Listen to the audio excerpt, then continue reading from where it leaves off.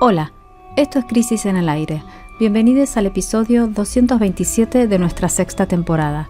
Hoy conducen Mario Santucho, Juan Pablo Hudson y Jimena Tordini. Todos los sábados a la mañana te invitamos a tirar del hilo de la coyuntura. Seleccionamos 3 temas relevantes, los laburamos y te compartimos un análisis crítico. Hoy, numerología de la victoria libertaria, qué se vota en posdemocracia y una batalla tras otra la rompe.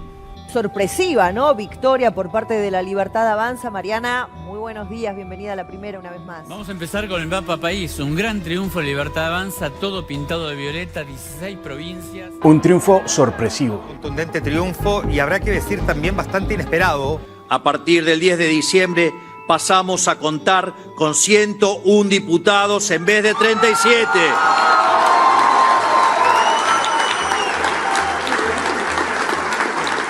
Y en el Senado pasamos de 6 senadores a 20 senadores.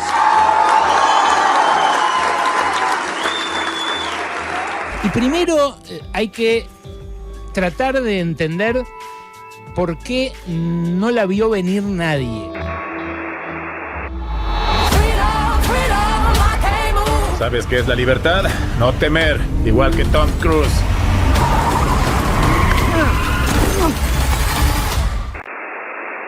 En el primer bloque desmenuzamos en detalle los números del triunfo electoral arrasador de la ultraderecha en todo el país. Cuando se produjo el aplastante triunfo del peronismo en la provincia de Buenos Aires el 7 de septiembre, afirmamos que no había lugar para la ambivalencia en la interpretación. La conclusión en ese momento fue que se le había puesto un límite contundente a Milei a través de las urnas. Desde entonces, los tropiezos del gobierno nacional fueron permanentes y en ciertos casos muy graves también, y eso nos llevó a decir que el game over era una posibilidad concreta. Sin embargo, como todos saben, el domingo último la ciudadanía le inyectó una nueva vida con su voto mayoritario en todo el país, incluyendo en la provincia de Buenos Aires, donde logró revertir los 13 puntos por los que había perdido solo un mes antes. La situación política acaba de pegar un nuevo giro inesperado y esto tendrá severas consecuencias. La ultraderecha sale fortalecida con este apoyo popular y se encamina a aplicar las reformas de fondo que pretende. Bueno, el resultado es un golpe duro para nosotros, para quienes rechazamos el desastre que está provocando el gobierno libertario, pero bueno, también acá estamos haciendo este podcast y de pie también dispuestos a entender qué fue lo que ocurrió el domingo. En esta semana estuvimos conversando mucho, no solo en el colectivo editorial, sino también con personas con quienes nos une una amistad política, con quienes discutimos, con quienes conversamos. Y entonces decidimos que hoy vamos a dedicar los 2 primeros bloques enteramente a los comicios. En el primero, que es este que está empezando, nos vamos a dedicar a desmenuzar los números que dejaron las urnas, y en el segundo bloque compartiremos algunas imágenes, algunas hipótesis políticas sobre lo que se viene. Empecemos pues. Sí, Jimé, empecemos entonces por el nivel de participación. Según el Colegio Electoral, el domingo pasado fue a votar el 67,92% del padrón, es decir, 24.263.248 personas sobre un total habilitado de 35.722.397.000. Es el número más bajo desde el retorno de la democracia. Este es todo un dato. Una desafección ciudadana que ya habíamos detectado, señalado en la gran mayoría de las elecciones legislativas locales que ocurrieron en las provincias. Pero veámoslo al revés. En total no fueron a votar 11.459.149 personas, es decir, un 32% del padrón general. Sumemos los votos en blanco, que fueron pocos en este contexto, fueron 664.000, el 2,74%, y los nulos, que fueron el 2,46%. O sea, otro casi 6%, 5% y pico. Sí, 1 millón de personas aproximadamente, un poco más. Ahora vamos a presentar cuántos votos sacaron las principales fuerzas políticas. Esto no es tan simple porque el peronismo presentó diferentes vertientes y eso empioja la sumatoria. Empecemos por lo que es seguro, que es el gobierno nacional, porque presentó su sello en todas las provincias. La Libertad Avanza obtuvo el 40,7%, es decir, 9.341.000 votos. Provincias Unidas, el sello que aunó a provincias de la zona núcleo y la zona minera, obtuvo 1.597.760 votos, un módico 6,95%. Con estas dos fuerzas no hubo problema, estuvo todo claro. Ahora sí vamos a Fuerza Patria. Para ese cálculo tomaremos un criterio que utilizó el diario La Nación porque nos parece el más razonable. El conteo de votos para Fuerza Patria incluye a las 13 provincias que fueron con este nombre en la lista. Se suman otras 5 que llevaron el mismo logo, aunque con diferente nombre. Luego se agregan 3 fuerzas provinciales peronistas muy cercanas, como los oficialismos de Formosa, La Pampa y La Rioja.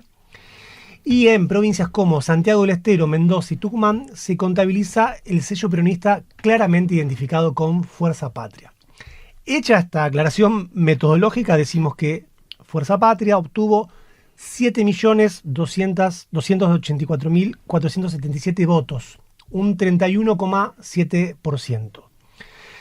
Sumemos más datos, el gobierno nacional se impuso en 15 provincias, o sea, en casi todo el país. Concretamente ganó en la ciudad y la provincia de Buenos Aires, en Mendoza, Santa Fe, Córdoba, Entre Ríos, Chaco, San Luis, Salta, Jujuy, Río Negro, Neuquén, Chubut y Tierra del Fuego. Pintó de violeta todo el país. Por ahora, a la espera del escrutinio definitivo, obtiene 64 de las 127 bancas de diputados en juego y 3 en el Senado Nacional, sobre un total de 24 que estaban en disputa. Fuerza Patria, por su parte, consigue 44 diputados y 7 senadores. O sea que el oficialismo obtuvo la mitad más uno exacta de las bancas. Sí. 64 de 127. Sí. Eso es la mitad más uno.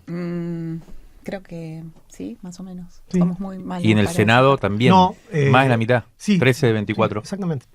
En síntesis, Fuerza Patria queda con 99 diputados, La Libertad Avanza con 80 diputados, el PRO con 24 y Provincias Unidas con 8, lo mismo que Encuentro Federal con 8. En senadores queda con 28 escaños Fuerza Patria y sus aliados, 18 La Libertad Avanza, 6 el PRO y 10 la UCR, que en ese recinto mantiene un cierto poder. Le pedimos a Tatiana Scorcipiano, que es acreditada en Casa Rosada por Tiempo Argentino, que analice cómo queda la interna, que ya venía muy picante la previa, ahora que, ya con los resultados puestos, la estrategia de Karina Milei, el jefe, y los primos Menem, que se mostró como la triunfadora, ¿no? Había muchas dudas e incluso críticas feroces desde el lado de Santiago Caputo por el tipo de estrategia que habían desplegado. El tiempo parece que le dio la razón y así lo analiza Tatiana. La tensión que se vive por estas horas en La Libertad Avanza y que a mi criterio va a tener un impacto concreto en el reordenamiento del gabinete que se viene es sobre cuál de los dos sectores va a poder arrogarse o no el triunfo. Porque por un lado Santiago Caputo insiste en que fue su estrategia de modificar el discurso del presidente, de mostrar un presidente más empático, más cercano a la gente, con mayores recorridas, lo que llevó al triunfo de La Libertad Avanza, que no se esperaba que sea tan avasallante en todo el país, en particular por la baja calidad de candidatos que Karina Milei y Eduardo Blum Menem habían llevado a las listas, en contraposición a lo que el propio Santiago Caputo había negociado con los gobernadores, de armar listas conjuntas, como ocurrió, por ejemplo, en Chaco o en Mendoza y en otros lugares, en Entre Ríos también. Santiago Caputo insiste en que fue su idea del cambio de discurso y su estrategia, digamos, comunicacional, lo que llevó a pintar de violeta al país, mientras que desde el lado del carinismo insisten en que fue justamente esta estrategia de caer en cada una de las provincias con listas propias y doblegar a los gobernadores a competir contra el oficialismo nacional, lo que llevó a un triunfo que es cuanto menos arrollador. Lo cierto entonces es que las tensiones todavía no cesaron y de hecho creo que están en su punto máximo. Se espera que en las próximas horas haya un reordenamiento concreto del gabinete y se va a terminar de definir, por supuesto, primero por decisión del presidente, pero en segundo lugar, por sobre quién va a ser, podríamos decir, el segundo mecanismo de control, además del presidencial, sobre la dinámica política de la gestión. Si va a ser Karina Milei y su equipo con Manuel Adorni como jefe de gabinete, como se especula, o si Santiago Caputo podría llegar a tener un rol mucho más central, quizás no en la jefatura de gabinete, pero sí en otro nuevo ministerio, que lo pueda llevar a tener un poder aún mayor del que ya tiene, controlando el Ministerio de Justicia, la CIDE, entre otros organismos. Bien, la escuchábamos a Tatiana Escorcipiano, bien interesante las cosas que va tirando, ¿no? De cómo se va discutiendo. Hay que ver cómo resulta todo esto, pero es evidente que incluso creo que el resultado sorprendió a mismo el gobierno, ¿no? Nosotros tenemos datos de gente cercana que nos contaba que hasta las 4 o 5 de la tarde todavía en el gobierno ya había renuncias planificadas. Se notaba también en la transmisión, en lo que sí. se veía por la tele, ¿no? O sea, que esto es importante también, el resultado los sorprendió a ellos mismos, tal fue de sorpresiva la cosa, ¿no? Resumamos un poco el bloque anterior para decir que la Libertad Avanza obtuvo entonces el 40,7% en total, contra el 31 y algo del peronismo y Provincias Unidos no llegando al 7%. Más o menos ese fue el resumen. Las encuestas daban más o menos un empate en 35 entre los dos, algunos más, algunos menos, pero esta diferencia de casi 10 puntos fue impensable. Muchísimo. Bien, vamos ahora a la esfera provincial para ver algunos datos que nos parecen claves. Empecemos, por supuesto, por la provincia de Buenos Aires, que fue donde precisamente más sorpresiva fue el resultado. Allí solo se votó a diputados, no a senadores. Votaron 9 millones de personas sobre un total habilitado de 13 millones. La Libertad Avanza obtuvo 3.600.000 votos más o menos, un 41,45%, lo que le permitió obtener 17 diputados, mientras Fuerza Patria consiguió 3.558.000 votos, unos 40.000 menos, ¿no?, que la Libertad Avanza, sí. Es decir, 40,91%, que significan 16 bancas. También una diferencia de un diputado a favor de la ultraderecha. El Frente de Izquierda fue la tercera fuerza más votada, sorprendió, una gran elección con un 5% que representa 2 diputados nacionales para el trotskismo, y el resto de las fuerzas no logró ningún escaño. Si bien es difícil, hay alguna expectativa sobre lo que pueda ocurrir en el escrutinio definitivo, dada la diferencia tan exigua entre la Libertad Avanza y Frente y Fuerza Patria. Porque podría haber una variación en los diputados. Es tan exiguo la cantidad de votos que está en juego por el sistema DONT. Sí, claro. Que implica una cuenta, bueno, que no vamos a explicar, pero que puede alterar la representación de diputados. Lo importante a remarcar es que en comparación con las elecciones provinciales del 7 de septiembre, de un mes y pico antes, la Libertad Avanza logró sumar 881.000 votos, lo que representa un 32% más en estos comicios nacionales.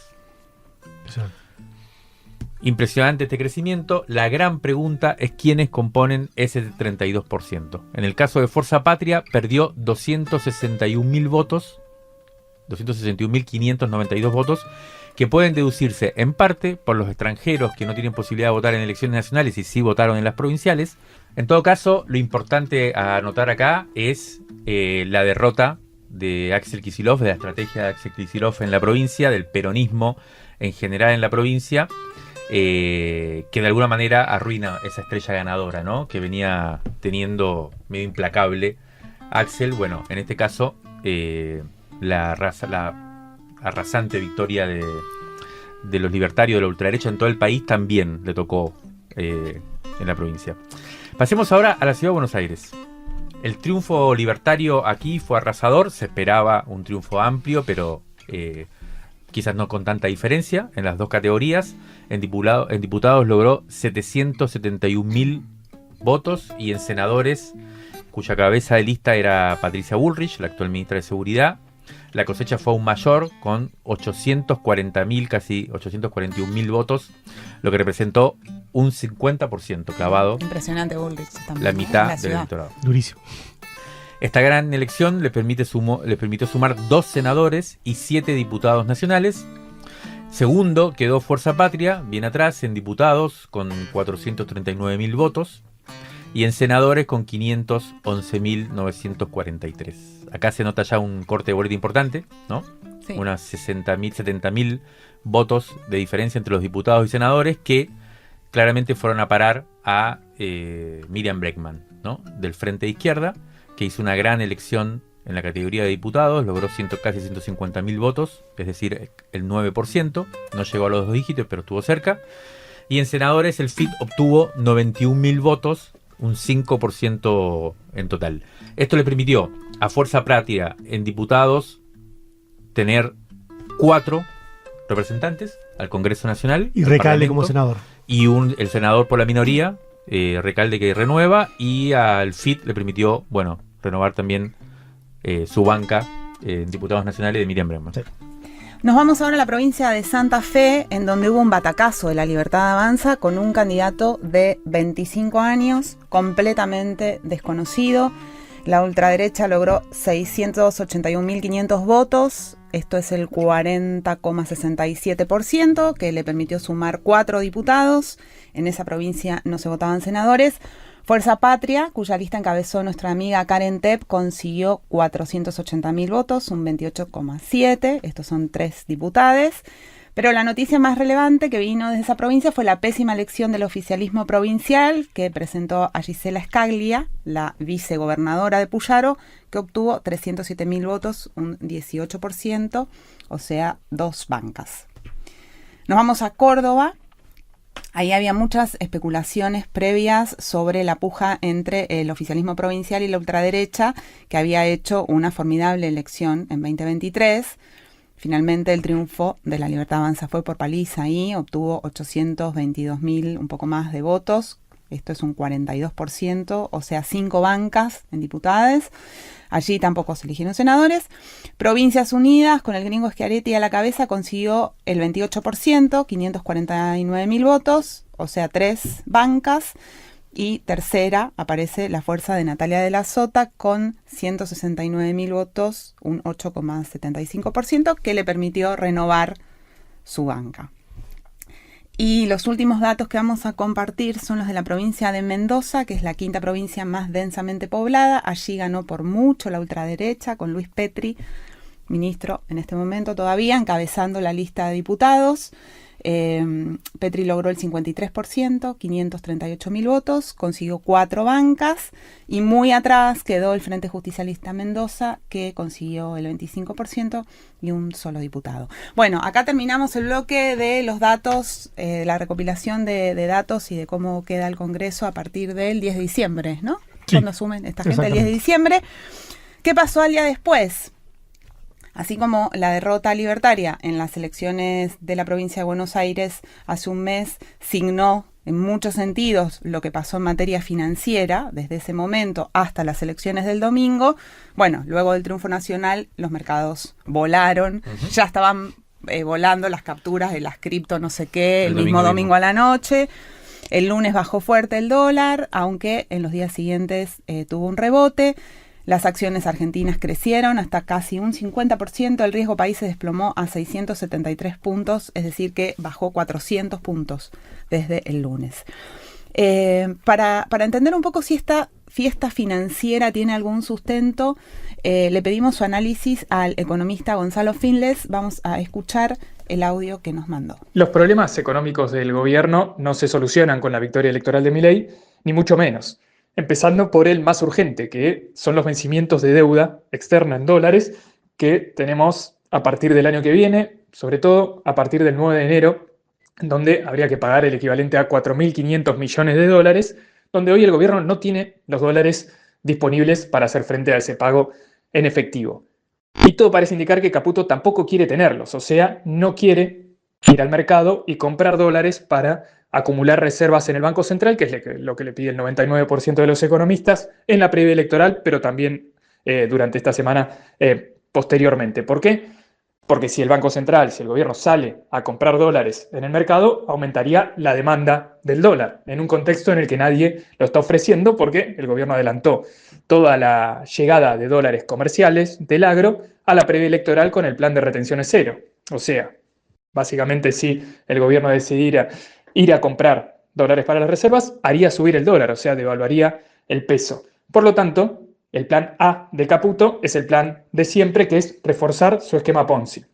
¿Qué quiere hacer? Bajar el riesgo país para que ingresen dólares financieros argentinos, o sea, emitir deuda nueva para pagar los vencimientos de la deuda vieja.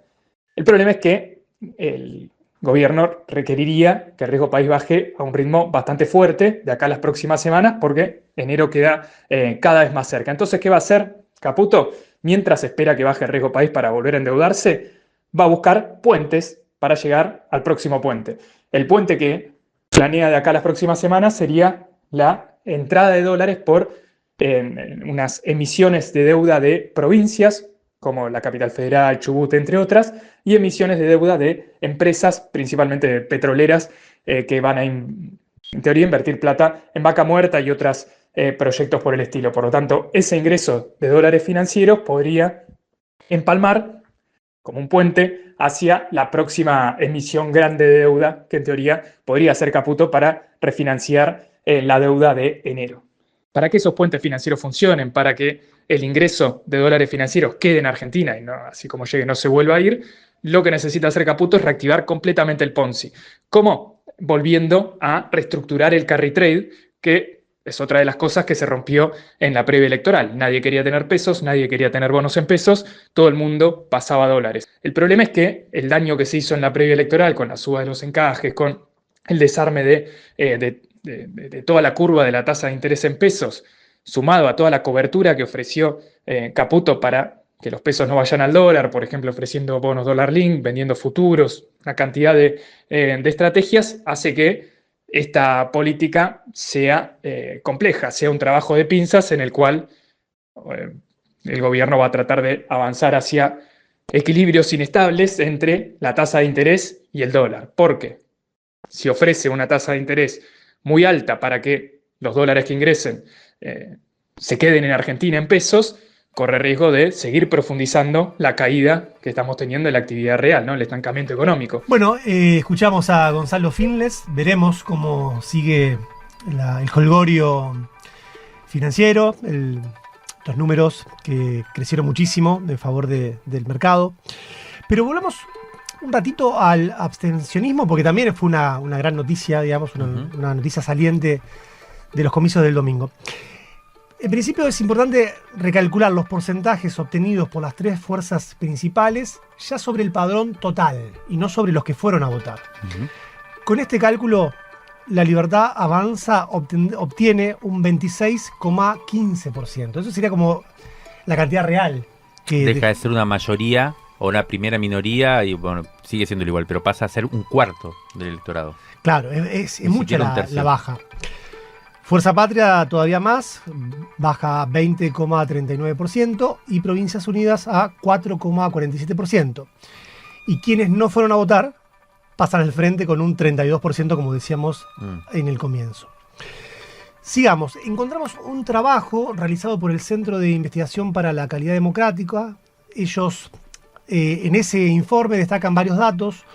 Uno de ellos es que, a pesar de que fueron las elecciones con menor participación desde el retorno a la democracia, los comicios de este domingo, estos comicios nacionales, con un 67,92%, superaron al promedio de concurrencia en las provincias cuando hubo elecciones locales este año.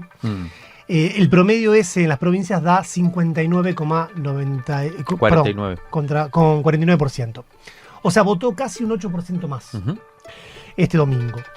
El otro dato es el ranking de mayor y menor votación por provincia. En donde hubo más porcentaje de asistencia a las urnas fue en Tucumán y Neuquén, con 79,5% y 75% respectivamente. Y por el contrario, Misiones, con 62% y Corrientes, con un 59%, fueron las que tuvieron mayor nivel de ausentismo. La provincia de Buenos Aires y la ciudad de Buenos Aires tuvieron un nivel de participación casi idéntico al nacional, un 68% y un 69% respectivamente, un poquito más, apenas un poco más.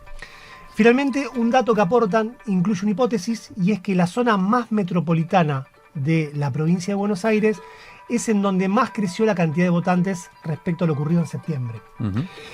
Ellos, digamos, el Centro de Investigación para la Calidad Democrática, especulan que puede ser una posible explicación de la reversión tan pronunciada del resultado de un mes para otro. Ya con los números desagregados, le pedimos a Guillermo Cabiasca, que es analista internacional, que es amigo de la casa, que nos cuente cómo cree que continuará el vínculo ultracarnal entre Milei y el gobierno de Estados Unidos, teniendo en cuenta la enorme y decisiva participación que tuvo Trump y sobre todo el secretario del Tesoro, Scott Bessent, en la previa. Bueno, ¿qué se viene, podríamos decir, a partir de este triunfo tan contundente de la ultraderecha? Lo escuchamos. Milei, desde el inicio, aún más que el resto de sus seguidores, que quizás no tenían tan presente el tema de las relaciones internacionales, Milei siempre tuvo bien claro de que Argentina debería alienarse completamente a la política de Estados Unidos, específicamente a la política que llevara adelante Donald Trump.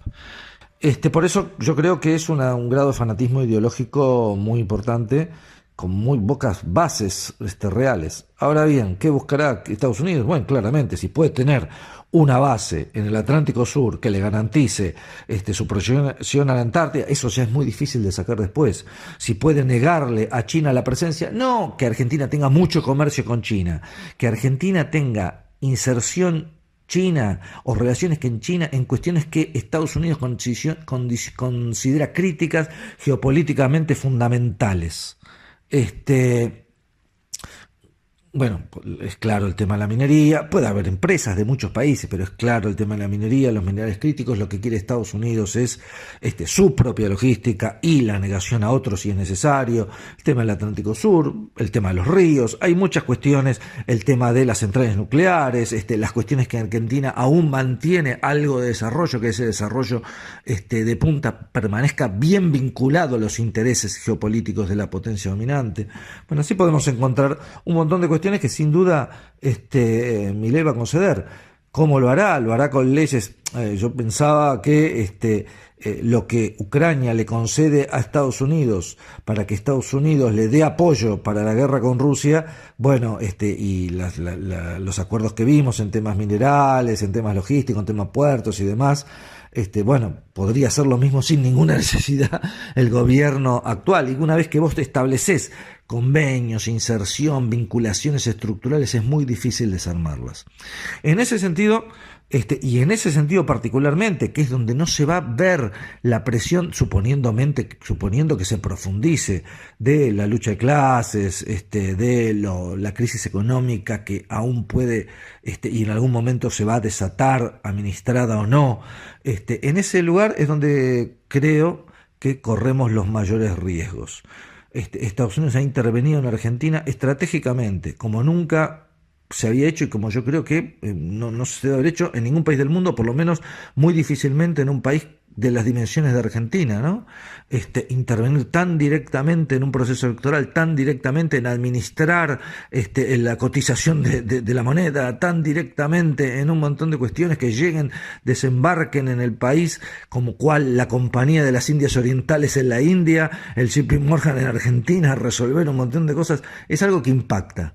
Yo creo que en ese impacto que nosotros vemos hay algo más que un efecto de luces, sino que hay una realidad y que se va a ir consolidando o va a intentarse consolidar en esa estructura que pareciera pasar de dependencia a semicolonia, que intenta pasar de dependencia a semicolonia en este empujoncito que parece haber tenido el gobierno de Milei a partir de su triunfo electoral. Bueno, lo escuchábamos a Guillermo Cabiasca, analista internacional. Yo creo que poniendo en juego lo que me da la sensación que es el principal efecto negativo, ¿no? Efecto, digamos, grave de la elección. Hay mucha gente que está diciendo con razón de que, bueno, esto no es definitivo, mismo Cabiasca lo acaba de decir, digamos, es un empujoncito. Mucha gente recuerda lo que sucedió con Macri, que ganó incluso con más diferencia la elección de medio término y a los 3-4 meses estaba pidiendo la escupidera.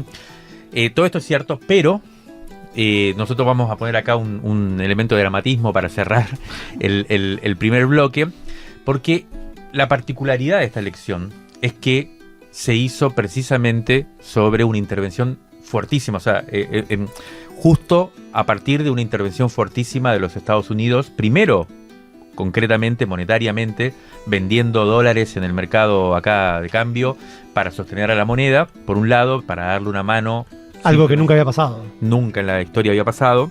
Y segundo, con un presidente y un ministro de Economía, o el secretario del Tesoro de Estados Unidos, directamente hablándole a los votantes y amenazando a los votantes, ¿no? Sobre este esquema de intervención, y todo el mundo sabe que a cambio de esto hay una serie de cuestiones que el gobierno argentino le va a entregar, ganado las elecciones.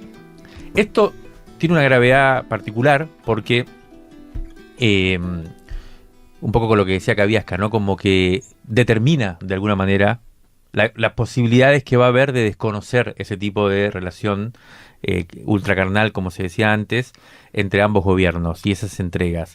No quiere decir que lo bloquee completamente, pero es verdad que cualquier oposición que llegue más adelante al gobierno va a estar condicionado por un voto popular que en este caso de alguna manera ratificó ese tipo de vínculo. Eso me parece como un elemento para tener en cuenta de la dimensión negativa de esta elección del domingo. Y lo segundo, que viene un poco de la mano de esto también, tiene que ver con la fuerza política que le da, aunque de vuelta no fueron tantos votos, tampoco, no hay una hegemonía. Sí, no fue un 55%. Exacto, no tiene una mayoría en las cámaras, o sea, todo eso es cierto, pero le da un empujón político muy grande. Y eso se va a notar también, ya lo vimos estos días, en la ofensiva que van a desplegar de transformaciones que ellos llaman estructurales, ¿no? Porque va a tener la capacidad, y en esto también la malísima elección que hizo Provincias Unidas, ¿no? Los gobernadores que son determinantes después en el Congreso por el peso que tienen en el Senado y demás, es muy posible que los discipline.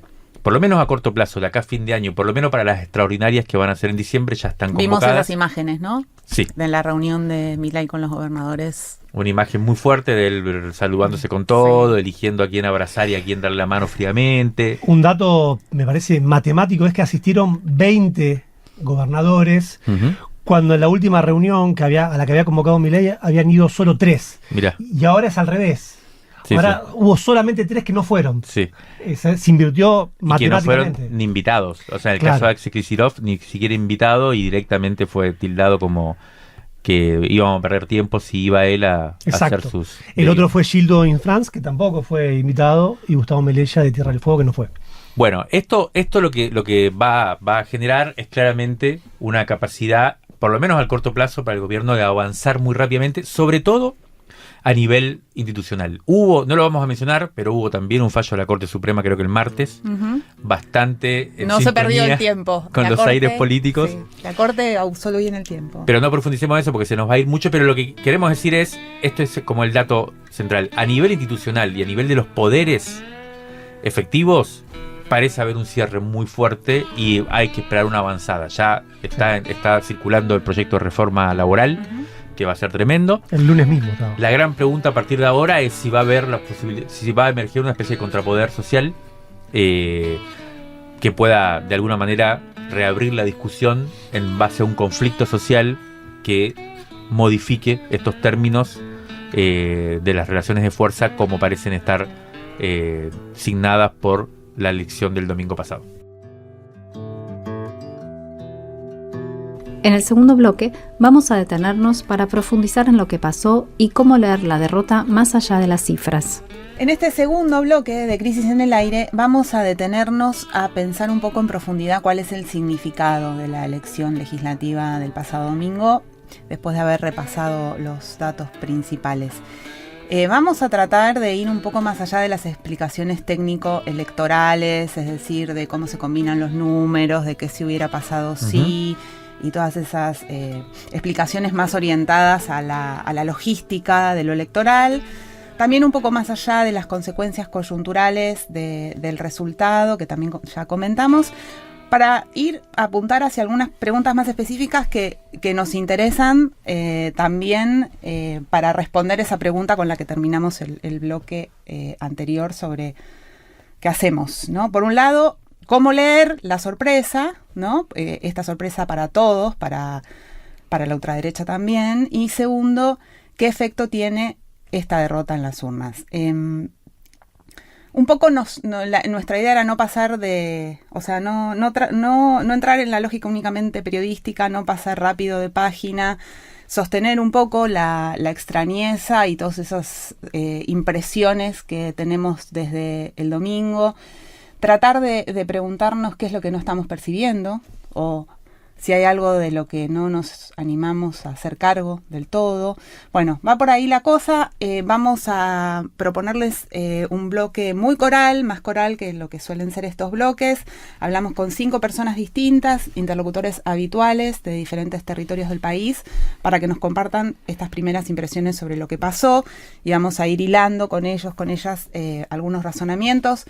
A la primera persona que vamos a escuchar es a Nacho Ramírez, que es sociólogo, es director del posgrado en Opinión Pública y Comunicación Política de Flaxo, pero sobre todo es el principal o uno de los principales estrategas electorales de Axel Kicillof, centrándose sobre todo en la comunicación política, ¿no? Es un poco el artífice de aquel Clio que recorría el país y bueno, estuvo también involucrado en esta campaña. Vamos a escuchar las reflexiones que nos mandó.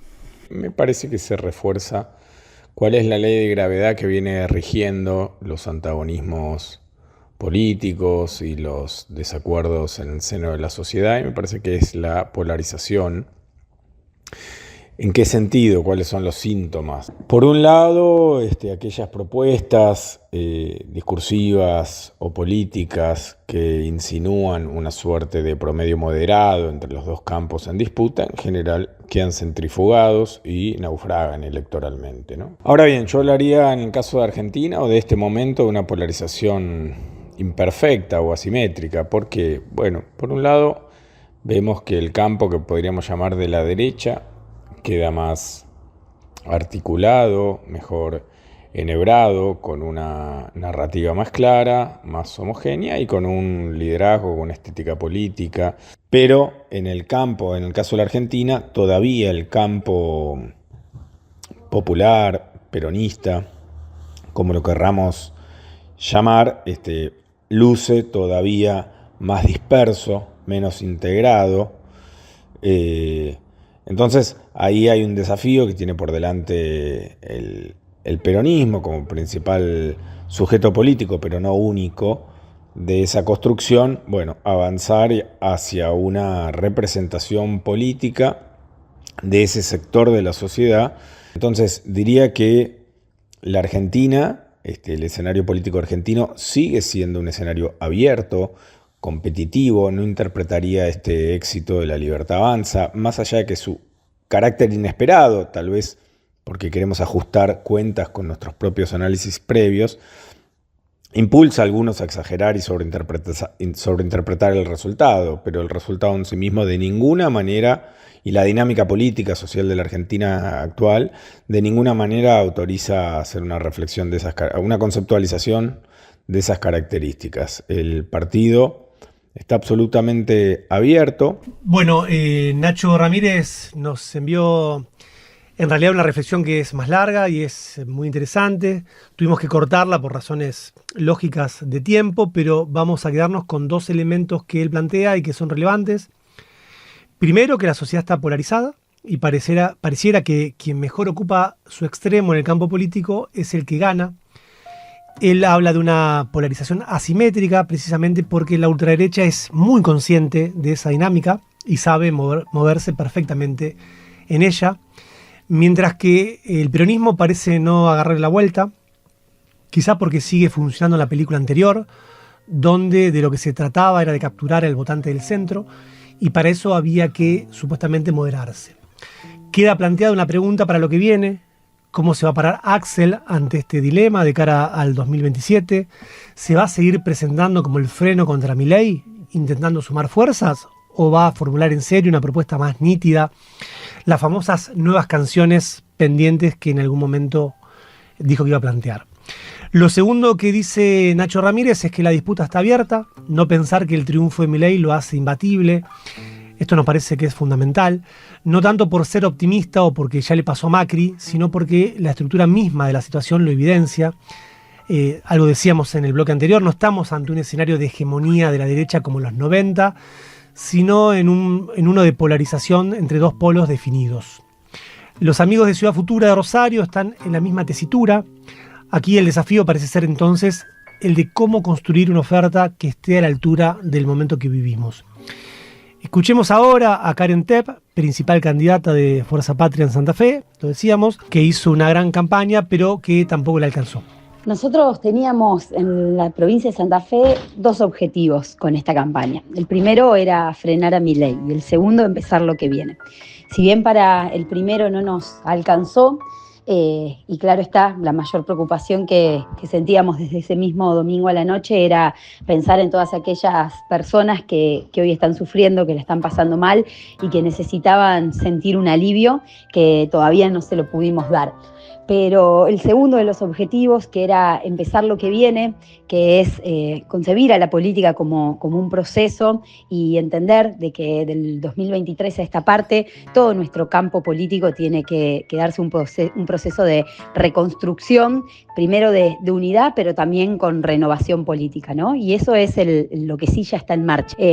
Animarnos a nuevas prácticas políticas, a mirar de frente toda la cantidad de personas que aún hoy siguen sin ir a votar y plantearnos el desafío de ir a conectar con ellas, de convocarlas, de volver a darle razones a través de las cuales canalizar todo el descontento y la bronca que hoy sienten. Lo que vivimos en la provincia de Santa Fe, con todo el formato de asambleas ciudadanas, de poner a los candidatos y a quienes vamos a ser representantes a partir del 10 de diciembre a escuchar las demandas, las inquietudes, las problemáticas de la gente común, ha sido un gran primer paso, muy valorado en cada una de las localidades donde las llevamos adelante, en cada uno de los barrios, y también el compromiso de poder seguir con este espacio de participación más horizontal, más directa, con una participación más de escucha activa por parte de la política. Bueno, necesitamos refundar la democracia donde la democracia nació, que es en las ciudades, que es con el territorio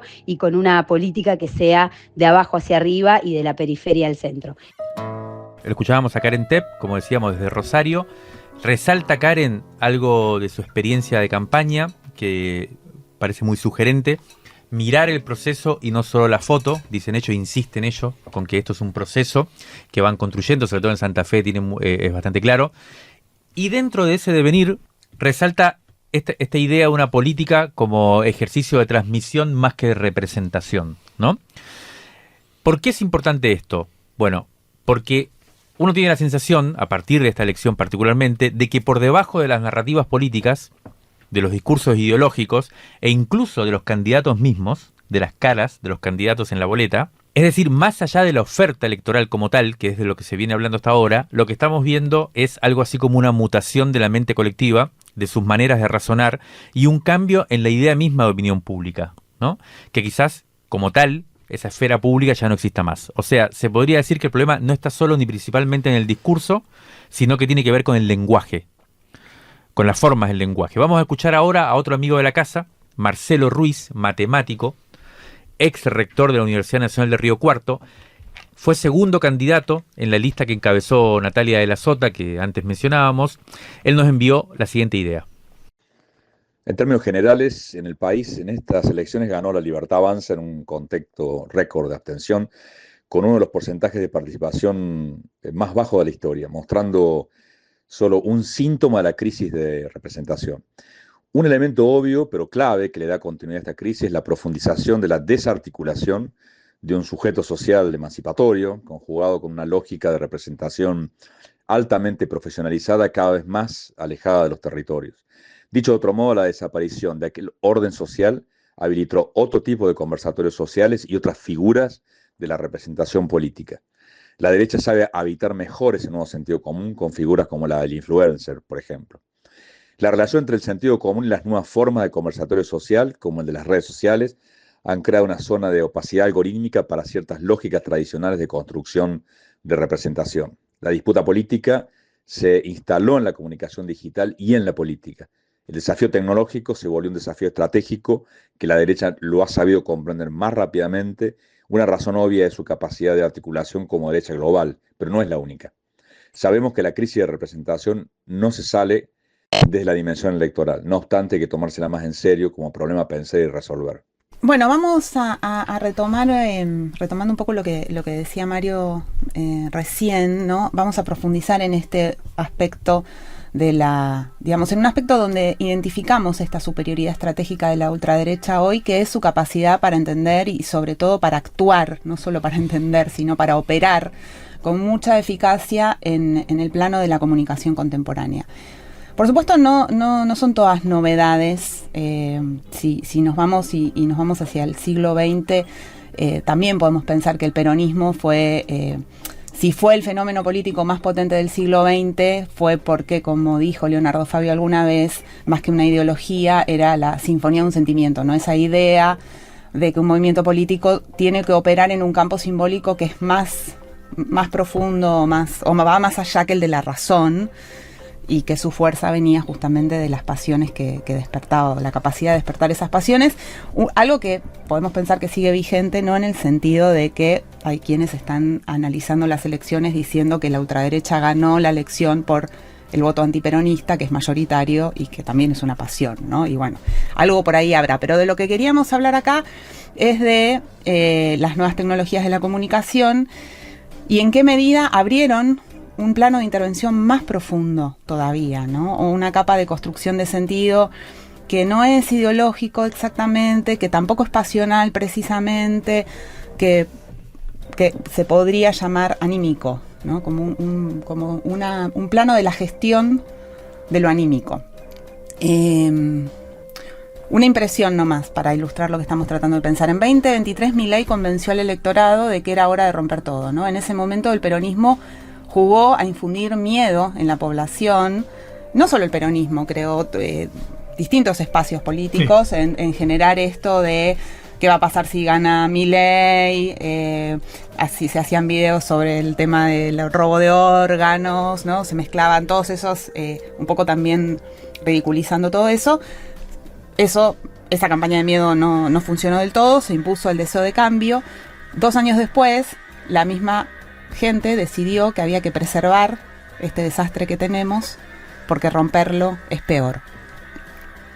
Bueno, todo esto nos abre muchísimas preguntas.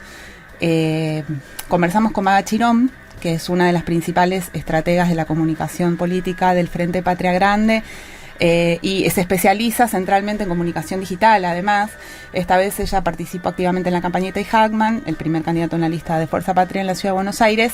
Vamos a escuchar lo que dijo, que es muy interesante. Lo que veo es que estamos cada vez más ante un fenómeno de consolidación de minorías intensas que están cada vez más radicalizadas y con posiciones cada vez más firmes, lo cual explica en parte, obviamente solo en parte, el derrumbe de las opciones del centro.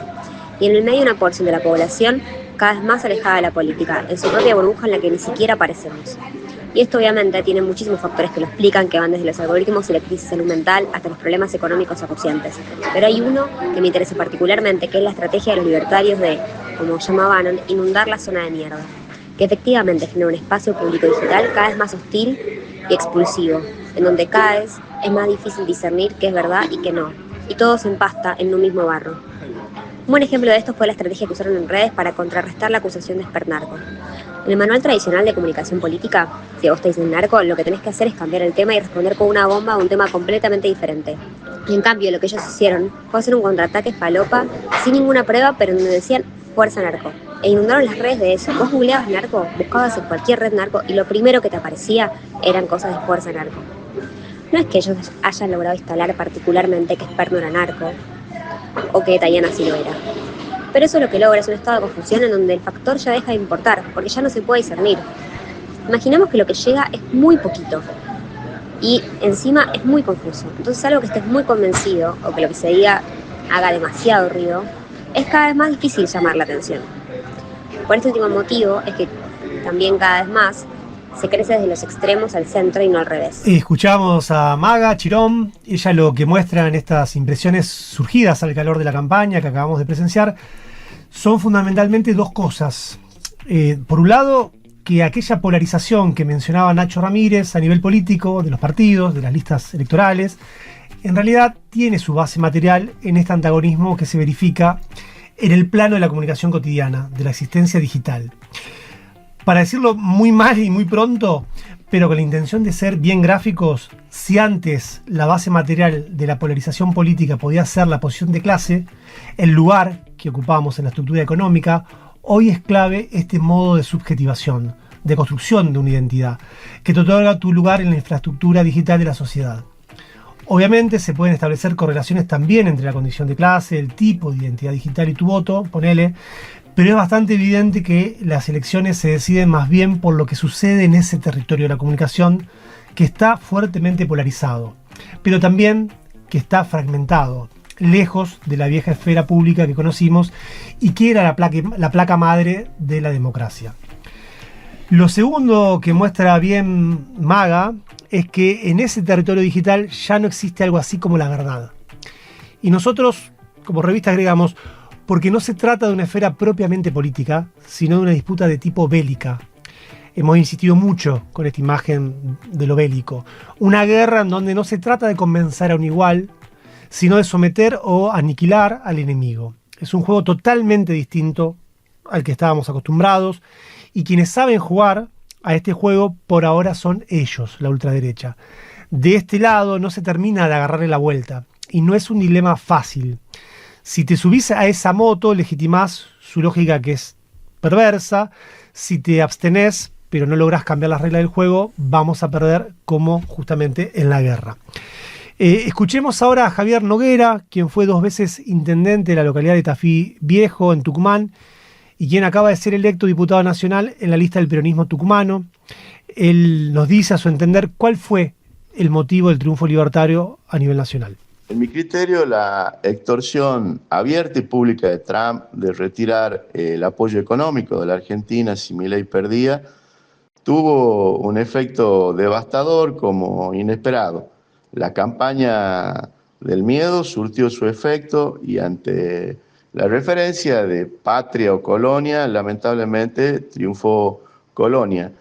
Felizmente en Tucumán eso no ocurrió por distintas razones, pero esa es mi primera percepción, a priorísticamente, a pocos días de las elecciones, con alguna información disponible, pero por supuesto todavía nos falta un poquito más como para tener una impresión más general. Bueno, corta la bocha, lo que dice Noguera presenta el tema clave de esta elección, que fue la intromisión inédita del presidente de los Estados Unidos y del secretario del Tesoro. Ya lo decíamos en el primer bloque, lo volvemos a repetir, con esta extorsión explícita a la población. Si no gana la ultraderecha, Argentina desaparece, fue más o menos el enunciado.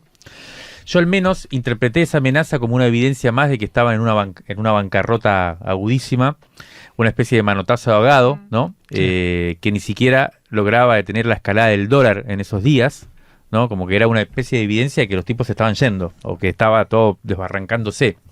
Y la verdad es que eso en cierto modo era cierto, pero lo que no vimos fue la fuerza extorsiva que tenía ese acto, que también, de alguna manera, tiene una dimensión bélica, ¿no? Es una amenaza de la principal potencia mundial, que a su vez está poniendo barcos en el Caribe, ¿no? Amenazando a otro país sudamericano. Matando gente directamente, matando gente, lanchas que van por ahí, y amenazando directamente.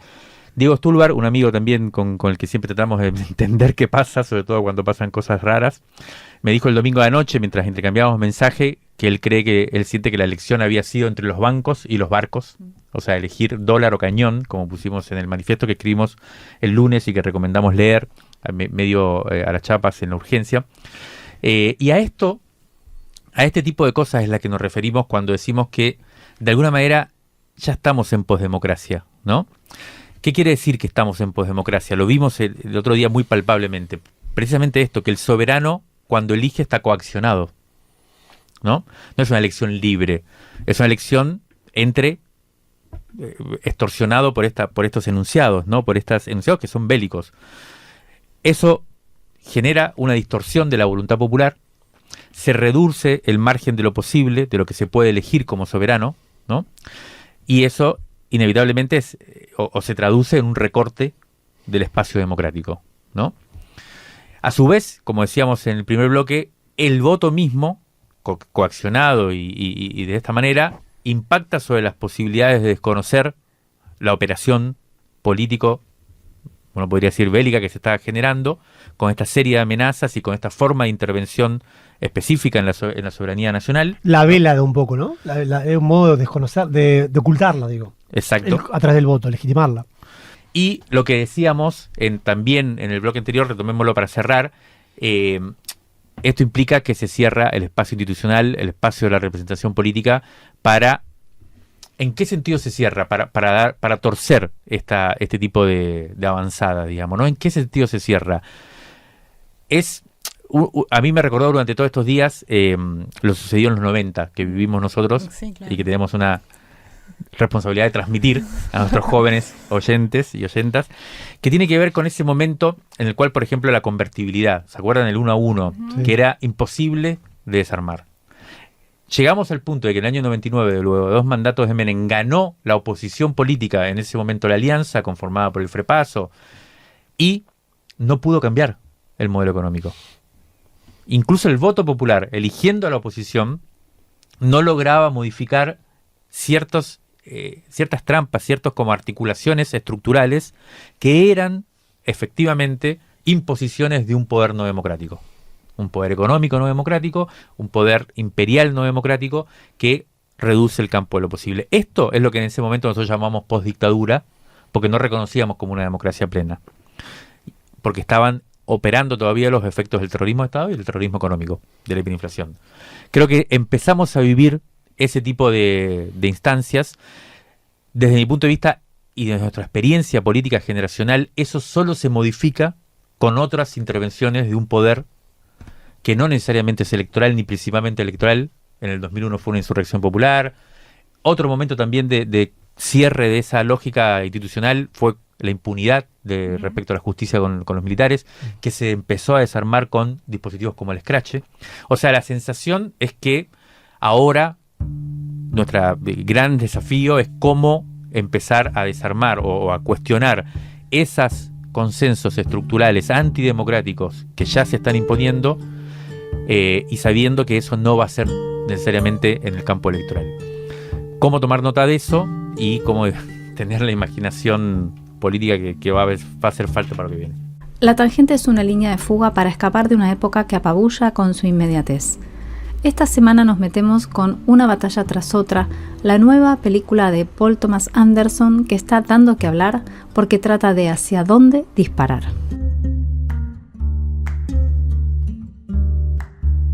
Un acontecimiento está dominando la conversación en los grupos de chats y las reuniones del colectivo editorial de esta revista. Es el estreno de Una batalla tras otra, la película protagonizada por Leonardo DiCaprio y Sean Penn. Estamos todos bastante manijas y queríamos traer acá esta obra para ver qué nos dice y por qué nos interpeló tanto. Antes de pasar a dar detalles de la trama, queremos decir que no solo somos nosotros los que estamos hablando de esta película, sino que corrieron ríos de tinta sobre su impacto. En la revista de Jacobin, por ejemplo, celebraron a la película como, abro comillas, tan sorprendente por su intensidad política que deja en ridículo a toda la cultura pop estadounidense actual. Después, obviamente, hay críticas por derecha. Los conservadores yanquis la tildaron de irresponsable por empatizar con revolucionarios antifascistas por el asesinato del podcaster trampista Charlie Kirk, ¿no? Como que en este contexto resultaría irresponsable una película así. Allá ellos. Pero bueno, primero demos un poco de contexto para ver de qué se trata. Una batalla tras otra es la 10ª película de Paul Thomas Anderson, que es el prolífico director de obras como Petróleo Sangriento, Magnolia, El Maestro, Boogie Nights, entre muchas otras. Muchas de las películas de Anderson son dramas psicológicos caracterizados por representar personajes desesperados, por explorar familias disfuncionales, la alienación, la soledad, la redención, y su estilo visual es muy audaz, usa muchas cámaras en constante movimiento, tomas muy largas, y esta 10ª película corona todo eso que él viene haciendo en su carrera. Bueno, ahora vamos a empezar con los spoilers, así que si no la vieron aún, apaguen esto y si la vieron, sigan escuchando, pero sobre todo vayan a verla si aún no la vieron. Bueno, repasemos un poco. La peli comienza con un atentado de un grupo de izquierda armado llamado French 75 contra un centro de detención de inmigrantes en la frontera de Estados Unidos y México. Este ataque culmina con la liberación de los migrantes de sus jaulas. El grupo que lleva a cabo este atentado se llama French 75. Está conformado por muchos personajes, entre ellos los protagonistas de la película, Leonardo DiCaprio, que es Ghetto Pat, y Teyana Taylor, que su personaje se llama Perfidia Jones. Ellos dos, además, son pareja, son una pareja interracial. Toda esta primera parte es un preludio, porque al final del primer acto, Perfidia, o sea, la novia del personaje de DiCaprio, que era la revolucionaria más entusiasta, es capturada. Ella se mete a un programa de protección de testigos, se junta con un militar interpretado por Sean Penn y traiciona el movimiento. Algunos de sus antiguos camaradas son asesinados como resultado de esta traición, y el personaje de DiCaprio y la hija de Perfidia y DiCaprio huyen bajo los nombres falsos. El personaje de DiCaprio, que se llamaba Ghetto Pat, se pasa a llamar Bob, y ella se pasa a llamar Willa. Pasan 16 años y recién entonces comienza el tiempo presente. DiCaprio está envejecido, alcohólico y dejó la rebelión, pero el pasado se le viene encima cuando Sean Penn llega al pueblo donde vive queriendo secuestrar a su hija por motivos que al principio no están claros. Allá, al personaje de DiCaprio lo ayuda Benicio del Toro, que se roba todas las escenas representando un sensei, es decir, un profe de karate, que está al mando de una ciudad santuario, es decir, una localidad donde se protegen a inmigrantes indocumentados. En paralelo vemos una sociedad secreta de supremacistas blancos de élite con aires de Ku Klux Klan, y también hay muchas hipnóticas persecuciones de autos por el desierto. La peli es muy intensa y juega entre una especie de parodia amistosa de la izquierda y la seriedad. A veces es más cínica, a veces es más esperanzada, a veces es hiperseria, a veces es más caricaturesca, los nombres de los personajes son ridículos, pero siempre mantiene esa intensidad.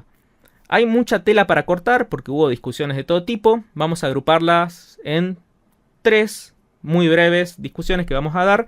Una es el género, la cuestión de género, otra es la adaptación del material original y otra es la cuestión de la militancia y la contraviolencia armada. Bueno, pasemos a la cuestión de género. Hubo muchos comentarios sobre el personaje de Perfidia, que es esta mujer afroamericana que, como decíamos, es quien traiciona al movimiento. Hubo muchas críticas que dicen que las mujeres negras en las películas siguen siendo estereotipos, que ella está hipersexualizada, que las relaciones interraciales son representadas de forma fetichista. Bueno, Nati Gelos, miembro de este colectivo, con ella estuvimos conversando un poco sobre este aspecto de la película. Vamos a escucharla. Ante la pregunta esta, ¿no? Si el personaje de Perfidia está hipersexualizado, la primera sensación fue esa, que sí, una bomba hermosa puesta al servicio de su deseo, pero construida además con los parámetros bastante cliché de lo que sería una bomba sexual negra para el mundo masculino. Pero con el correr del tiempo, con el correr de las charlas y pensando en otras escenas, eso que en principio me generó después mutó en otra cosa y que tenía que ver con el lugar que ella ocupa en la película, con un lugar que es de poder, ¿no? Y poderoso, como un personaje que habita su deseo. Desde ahí creo que se le hace un rulo y supera esa primera idea que había ahí. Porque ella, de hecho, ocupa este lugar, ¿no? Más de, bueno, somete, humilla, vuelve loco a Sean Penn, goza en varios sentidos, va hacia eso que la mueve. En esa elección, además, el personaje de Perfidia elige romper lugares comunes, esos que no suelen mostrarse tanto en cine, y hablo ahí del cine yankee, de esas grandes ligas. Y es esto, es una mujer que decide parir, pero decide no criar y elige otra cosa. Y ahí se alinea con una constelación de mujeres fuertes también en la película que ofrecen otra cosa, que construyen otra cosa, como las monjas, incluso su propia hija, ya liberada incluso de esa hipersexualización de la madre. El personaje de Perfidia tiene otro costado además, que es un personaje que está perseguido por sus propios demonios, pareciera, ¿no? No está tan elaborado cuáles son exactamente los motivos políticos que la mueven a ella, si bien están mencionados, pero quizá no tan trabajados, pero sí está claro que es un personaje que va hacia adelante. En contrapartida de los hombres que van con otro registro, tenemos a DiCaprio, de hecho, que incluso ocupa el rol de paternar, pero también un poco maternar ahí, ¿no? Ahí se hace como ese contrasentido. Pienso en Madonna, en ese famoso discurso en el que ella dijo que era mala feminista. Decía algo así como que su conexión con lo sexual la retrasaba del feminismo. Bueno, algo de eso tiene este personaje. Pero es una capa más de una perfidia que incluso con sus claroscuros, porque alrededor de ella también se mueve esta idea de la traición, de la entrega y demás, lo que hay ahí y lo que es más fuerte es que se mueve por el deseo, más allá de las buenas normas. Ahora pasemos al segundo punto de discusión, que es la adaptación del material original. No dijimos esto, pero Una batalla tras otra está basada en Vineland, que es una novela del autor Thomas Pynchon que se publica en 1990. En esa novela se alterna entre dos tiempos. Uno es la década de 1960, cuando unos estudiantes forman un estado separatista hippie en la costa de California, y el tiempo presente de la novela es la era de Ronald Reagan en los 80, cuando la mayor parte de esa energía rebelde de los 60 ya se había disipado.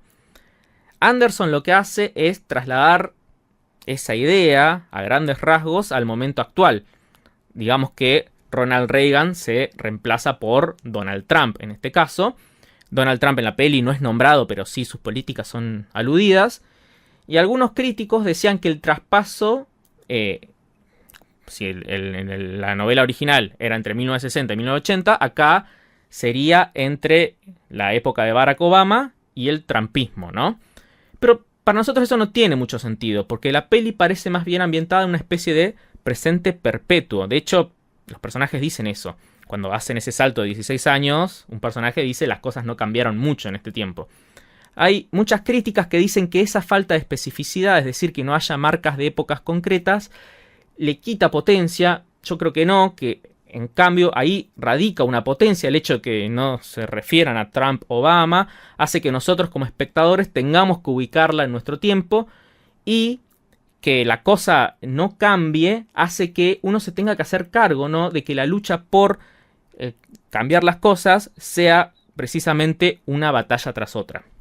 Pasemos al tercer tema de este análisis que estamos haciendo, que quizá sea el más interesante de todos, que es que la película permite imaginar una contraviolencia posible en un momento donde tal idea, a pesar del avance del fascismo, parecía indecible. Es loco que los rebeldes de la película no actúan como guerrilleros de fantasía, sino que están representados como insurgentes convencidos de sus métodos agresivos, que rescatan a tiros a inmigrantes indocumentados que han sido arrestados. Son perfectamente capaces de manchar sus manos de sangre. Con Mario Santucho estuvimos conversando de esto, de cómo está representada la violencia política en la peli. Sí, Facu, la verdad que para mí esto es lo que más sorprende en la película. Esa sensación de que la violencia política es algo natural, con todo lo que implica de audacia, de conspiración, de una vida, digamos, organizada en torno a ese elemento que es la violencia, ¿no?, contra el poder, incluyendo algo muy obvio de que existe un enemigo muy concreto que a veces se viste con el ropaje de la policía o del ejército represor, pero otras veces se encarna en un grupo paramilitar supremacista, elitista, que realiza esa tarea que las fuerzas estatales no van a hacer, ¿no? No van a cumplir.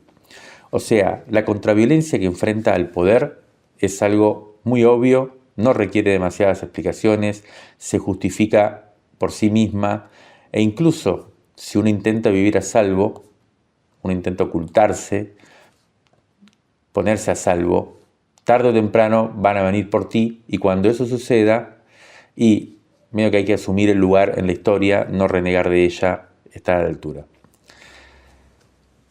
Lo impresionante es que esa naturalidad que aparece en la película contrasta muchísimo con nuestra experiencia actual, donde parece impensable algo de este tipo. Y al menos yo salí del cine con la sensación de que evidentemente los que estamos fuera de registro somos nosotros, los que vivimos en una ficción de democracia, como si estuviéramos en paz, y ni siquiera nos ocultamos, pero aunque no querramos, la historia es en efecto una batalla tras otra. La sensación de uno sale del cine diciendo, y la película te dice, sabelo. Hay otra cosa que nos interesa mucho en la película, que es algo que remarcaron muchos críticos, incluyendo uno que vamos a citar ahora, que se llama David Klion, que escribe en The New Republic, que es una revista de izquierda en Estados Unidos, que compara la organización del personaje de DiCaprio, que es estéticamente woke, políticamente vanguardista, con la del personaje del Toro, que construye comunidad y una red hipercoordinada para resistir los embates de ICE, que es la policía, la migra, diríamos, la policía que persigue migrantes en Estados Unidos.